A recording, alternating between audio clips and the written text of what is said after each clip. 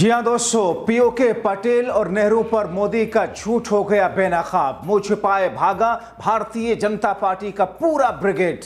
फिर से हुई थू। राहुल गांधी के साथ में नायडू और नीतीश ने उठाए सवाल। भारतीय जनता पार्टी में अचानक फिर से सिरफुटौल। बहुत स्वागत है आप सभी का। आप देख रहे हैं द राजनीति का विशेष सेगमेंट खबर और विश्लेषण। मैं हूं जब्बार खान। दोस्तों, आखिर वो कौन सा झूठ है जो प्रधानमंत्री नरेंद्र मोदी ने पीओके पटेल और नेहरू को लेकर के बोला, मगर उसके थोड़ी ही देर के बाद में उस झूठ को बेनकाब कर दिया गया।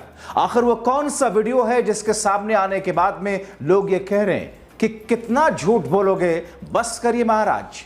आखिर राहुल गांधी के साथ में नायडू और नीतीश ने कैसे सवाल उठा दिए प्रधानमंत्री नरेंद्र मोदी पर? तो क्या भारतीय जनता पार्टी में सिरफुटौल के बाद की स्थिति कुछ और ज्यादा मुश्किलें बीजेपी के लिए खड़ी करने वाली है? विस्तार से आपको बताते हैं दोस्तों, अंत तक इस वीडियो को जरूर देखें।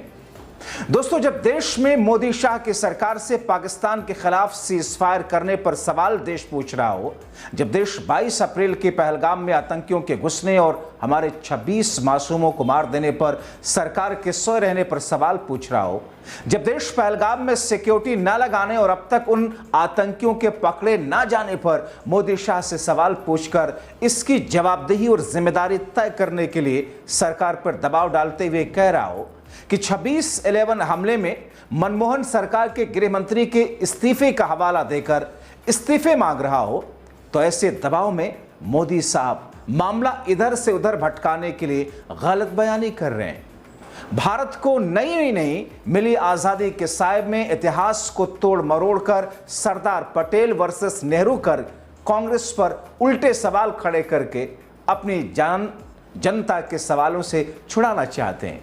लेकिन मैं कहूंगा कि यह भी मोदी साहब की एक कला है। आप खुद सुनिए, गलत तथ्यों की चाशनी में लपेटकर कितने कॉन्फिडेंस के साथ गलत बयानी की जा रही है। साथियों,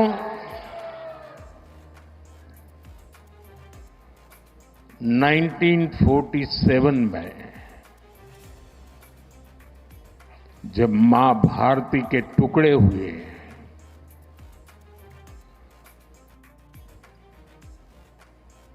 कटनी चाहिए थी तो जंजीरें,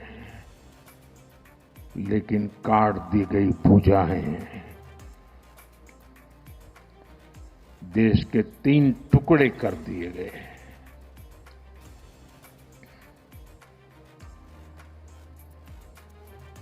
और उसी रात पहला आतंकवादी हमला कश्मीर की धरती पर हुआ।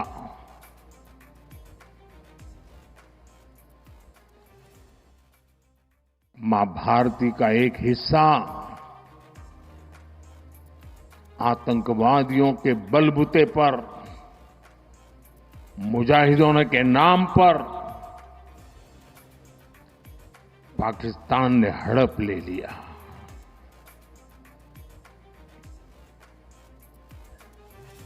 अगर उसी दिन इन मुजाहिदों को मौत के घाट उतार दिया गया होता,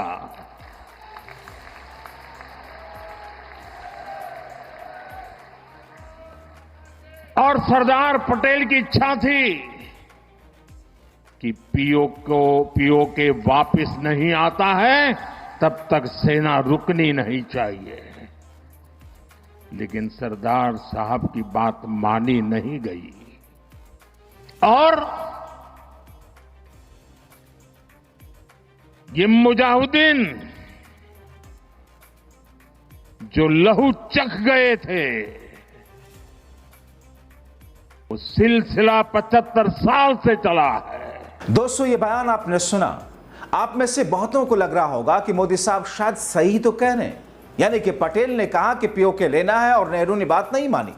मगर इसकी सच्चाई आपको बताते हैं कि कैसे मोदी साहब खुद पर उठ रही उंगलियों को दूसरी तरफ मोड़ने के लिए गलत बयानी की है। क्योंकि मोदी साहब ने जो कहा वो सत्य से परे है। क्योंकि खुद पटेल ने उस समय की स्थिति के अनुसार नेहरू के साथ मिलकर के वही फैसला लिया था जिस पर आज गलत बयानी करके मोदी साहब कुछ और ही परोसने की कोशिश कर रहे हैं। कृष्कांत नाम के एक सोशल मीडिया यूजर ने मोदी साहब की गलत बयानी का पोस्टमार्टम करते हुए लिखा, फिर झूठ बोल गए साहब। कह रहे हैं सरदार साहब की इच्छा थी कि जब तक पीओके वापस नहीं मिल जाता तब तक हमारी सेना रुकनी नहीं चाहिए, लेकिन सरदार पटेल की बात नहीं मानी गई।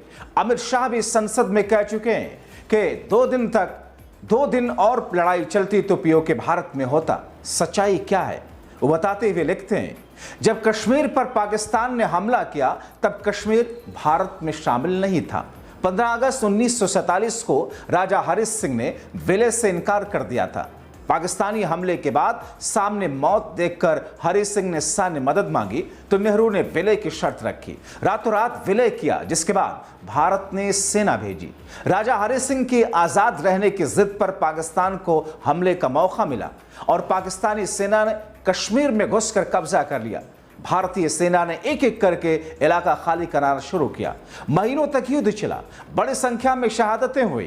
पाकिस्तानी ऊंचाई पर थे, उन्हें फायदा मिल रहा था। 9 जून 1948 को गोपाला स्वामी आयंगर को सरदार ने पत्र लिखा, हमारी सेना की स्थिति अच्छी है, हमारे पास संसाधन नहीं है और हमें पता नहीं कि हम कितने दिनों तक इस युद्ध को जारी रख पाएंगे। इसके 6 महीने बाद तक युद्ध चलता रहा। भारतीय सेना बर्फ में लड़ने के लिए ट्रेंड नहीं थी, हमारे पास जरूरी संसाधन नहीं था। वायुसेना के पास विमान नहीं थे, हथियार नहीं थे। सरदार पटेल के किसी पत्र में या किसी बयान में कहीं यह नहीं मिलता कि वो युद्ध को आगे बढ़ाना चाहते थे या उन्होंने युद्ध विराम का विरोध किया हो। जो युद्ध विराम हुआ वो सरदार पटेल, नेहरू, सेना और पूरी सरकार की सहमति से हुआ। भारत के उस संघर्ष को लेकर झूठ बोलना अपराध है। दुर्भाग्य की बात है कि ये झूठ बोलने वाले खुद देश के प्रधानमंत्री हैं। 2 दिन हमला करने के बाद अमेरिका के आगे लेट गए, अब इसे शर्म से बचने के लिए झूठ फैला रहे हैं। ये बहुत शर्मनाक है। अब दोस्तों आप तय कीजिए कि तथ्यों को तोड़ने मरोड़ने से क्या मोदी साहब सवालों के कटघरे से निकल जाएंगे। आपने देखा कैसे गुजरात के 2 दिवसीय दौरे पर अपने गृह जनपद में मोदी साहब ने अपने लिए पूरा इवेंट करा लिया, मानो दुनिया जीत कर आए हो। ऐसे में कांग्रेस ने मोदी शाह समेत बीजेपी की दुखती रग पर उंगली रखते हुए पूछ ही लिया। जब समझ में आ गया कि जो विध्वंसकारी विदेश नीति है और हम अलग थलग हो गए, तो एक ऑल पार्टी डेलीगेशन की बात हुई। उसमें जो विवाद पैदा किया गया वो आपने देखा, हमने नाम भेजे, जो हुआ चलिए वो तो हो गया। अब वहां भी कुछ लोग टूरिस्ट अट्रैक्शन स्पॉट्स में जा रहे हैं, दिख रहा है, लोग ट्वीट भी कर रहे हैं, एमपी दिखता है, अलग अलग बैठकें कर रहे हैं, डायस्पोरा से कर रहे हैं, लेकिन वहां भी कांग्रेस के विपक्ष के सांसद क्या कर रहे हैं, कैसे भारत का पक्ष रख रहे हैं, वो आपके सामने है। और पक्ष के सांसद, मैं उस व्यक्ति का नाम भी नहीं लेना चाहता, रोज एक जहरीला झूठा ट्वीट करके वहां भी कांग्रेस पर हमला किया था। मिसाइल पाकिस्तान पर दागनी थी, विपक्ष पर नहीं। बात कर रहे हैं साहब, कराची पर जा रहे हैं, इस्लामाबाद में हमला हो रहा है, कराची बेकरी पे हमला कर रहे थे और वो भी किसी बेचारे ऐसे शख्स की थी। ऐसे ये तभी मैं कहता हूं सारी नीतियां इन्होंने ट्रोल्स को दे दी। ये सरकार अब ट्रोल्स चला रहे हैं। आप सबको चिंता में नींद नहीं आनी चाहिए जब ये बात आपको समझ में आ जाएगी तो। This government is being run by trolls, inspired by trolls, operated by trolls, and the results are for everyone to see. When the Prime Minister talks in the language of a troll, so आप बताइए चिंता नहीं है तो कैसे होगा काम, कैसे चलेगा, अब कैसे जवाब मिलेंगे, कैसे आने वाली चुनौतियां जो अप्रैल और मई 2025 में जो चुनौतियां समझ में आई, हमें, आपको, विशेषज्ञों को, सबको समझ में आई, उन चुनौतियों का क्या होगा, ये सब जवाब हमें चाहिए।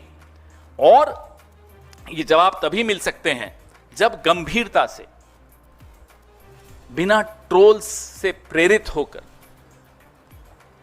बात हो, विशेषज्ञों से बात हो, सरकार को समझ में आए कि साहब यहां हमारी कमजोरी रही है विदेश नीति की, और जिनसे सीखना है उनको आप ट्रोल कर रहे हो। इंदिरा जी को ट्रोल कर लेते हैं साहब, इंदिरा जी को कोई ट्रोल कर सकता है? पाकिस्तान के मामले में आपने देखा उन्होंने क्या किया, भूगोल बदल दिया और ये चले उनको ट्रोल करने। तो ऐसे लोग जो सरकार में बैठे हैं, मुझे नहीं लगता कि उनसे हमें कोई उत्तर मिल सकते हैं। वो इन चुनौतियों का सामना भी कर सकते हैं, क्योंकि संकट की घड़ी में उनका परीक्षा हुई उनकी, और उस परीक्षा में माफ कीजिएगा ये सरकार फेल हुई। दोस्तों, कांग्रेस ने मोदी शाह की सरकार पर प्रहार करते हुए कहा कि जहां एक तरफ कांग्रेस पार्टी और पूरा विपक्ष देश हित में डटा हुआ है, वहीं 22 अप्रैल की रात से आज तक बीजेपी की ओछी राजनीति में कोई कमी नहीं आई। एक तरफ पूरे देश में आवाज उठ रही थी कि पाकिस्तान को जवाब दिया जाए, आतंकियों के खिलाफ कदम उठाए जाए।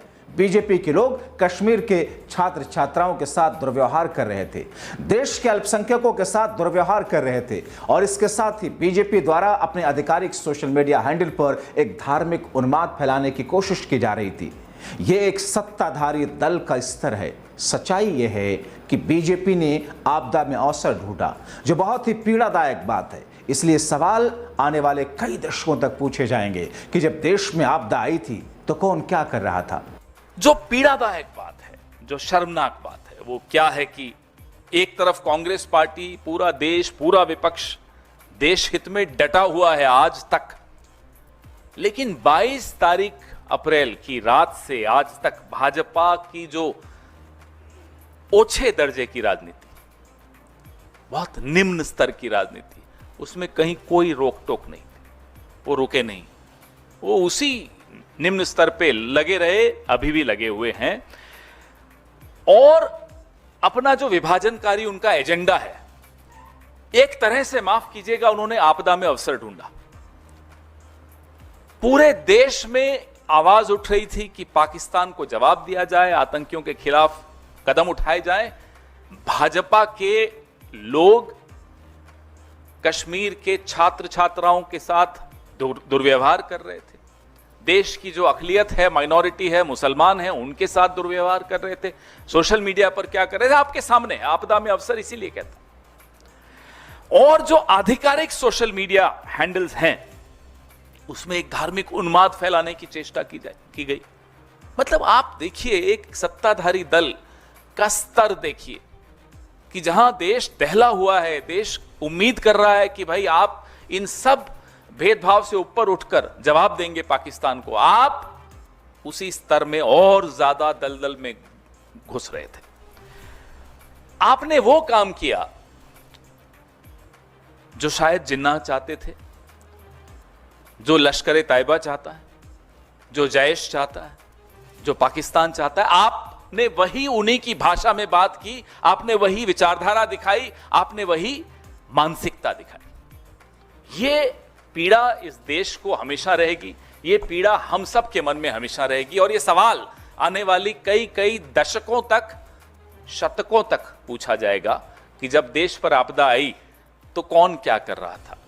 राहुल गांधी क्या कर रहे थे, मल्लिकार्जुन खड़गे जी क्या कर रहे थे, और नरेंद्र मोदी क्या कर रहे थे। वो क्या कर रहे थे उसका तो जिक्र करना भी मुझे लगता है इस गंभीर विषय पर उनका जिक्र करना मुझे लगता है बहुत मजाकिया हो जाएगा, और ये मजाकिया विषय है नहीं। जिस तरह से वो कभी प्रेम चोपड़ा की तरह, कभी परेश रावल की तरह डायलॉग्स दे रहे हैं, साहब जा जाकर ये सिंदूर है, इसमें रगों में मांग क्या है, खून है, गर्म है, ठंडा है, और गोली खाओ, रोटी खाओ। ये प्रधानमंत्री है, ये प्रधानमंत्री है देश के। तो ऐसी स्थिति में दोस्तों, जब खुद प्रधानमंत्री नरेंद्र मोदी पर झूठ परोसने के आरोप लग रहे हो, जब खुद प्रधानमंत्री नरेंद्र मोदी ऑपरेशन सिंदूर के बाद में उसका राजनीतिकरण करने की कोशिश कर रहे हो, जब खुद प्रधानमंत्री नरेंद्र मोदी 2019 के पुलवामा अटैक के बाद में 2019 के लोकसभा चुनाव में पुलवामा के शहीदों के नाम पर जैसे आम लोगों से जो फर्स्ट टाइम वोटर थे उनसे उनका वोट मांग रहे थे, क्या वैसी ही स्थिति फिर से आ गई? क्या मजबूरी है बीजेपी की इन सारे के सारे झूठ परोसने के पीछे की? आप क्या कहते हैं? अपनी राय कमेंट बॉक्स में जरूर लिखें। अभी के लिए इतना ही, बहुत शुक्रिया।